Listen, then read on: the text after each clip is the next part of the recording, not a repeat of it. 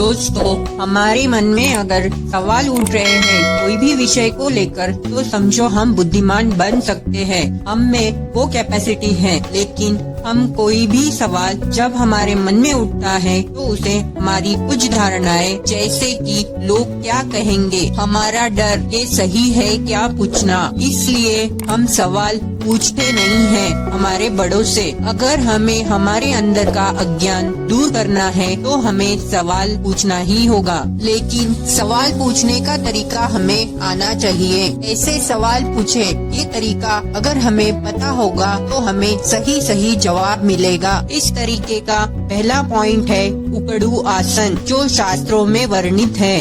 दूसरा है नमस्कार मुद्रा और तीसरा है समर्पण भाव। ये 3 गुण जिस किसी में भी है उसे सवाल का जवाब का मिलेगा। हमें जिससे भी सवाल पूछना है उसके पास हमें खुद जाना चाहिए, ना कि उसका वेट करना चाहिए कि वो खुद मुझे समझाएगा। अब हम जानेंगे कि हमें सवाल पूछने के लिए ये 3 बातें क्यों जरूरी है। पहली बात, उकड़ू आसन। इसका विज्ञान, इसका रहस्य अब हम जानेंगे। जैसे ही हम उकड़ू आसन में बैठते हैं तो हमारी बॉडी ज्ञान ग्रहण करने के लिए रेडी हो जाती है। उकड़ू आसन में बैठने से हमारे दोनों पैरों के ऊपर प्रेशर आता है और हमारी रीढ़ की हड्डी झुक जाती है। रीढ़ की हड्डी झुकने से हमारा ब्रेन एक्टिव हो जाता है। ब्रेन एक्टिव होते ही वो बॉडी को मैसेज देता है कि तुम्हें कुछ सीखना है। बॉडी को मैसेज मिलते ही हमारे शरीर के अंदर के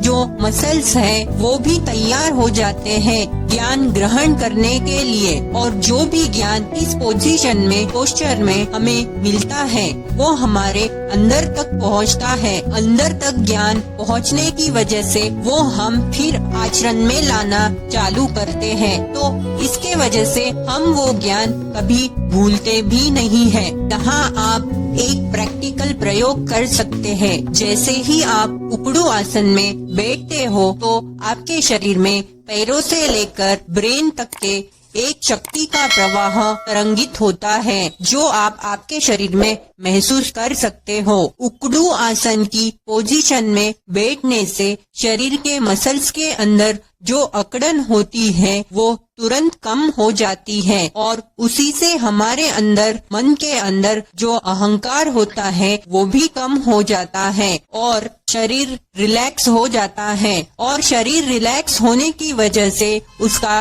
ग्रास्पिंग पावर बढ़ जाता है। ये उकड़ू आसन का विज्ञान है। अब दूसरी बात, नमस्कार मुद्रा। इसका रहस्य जानेंगे। जैसे ही हम नमस्कार मुद्रा में आते हैं, सिर झुकाते हैं, तो जिससे भी हम सवाल पूछ रहे हैं उसे ऐसा फील होता है कि ये तो मेरी रिस्पेक्ट करता है, तो वो हमें अच्छी से जो भी उसके पास ज्ञान है वो प्रदान करता है। यहाँ और एक प्रैक्टिकल प्रयोग आप करके देखना।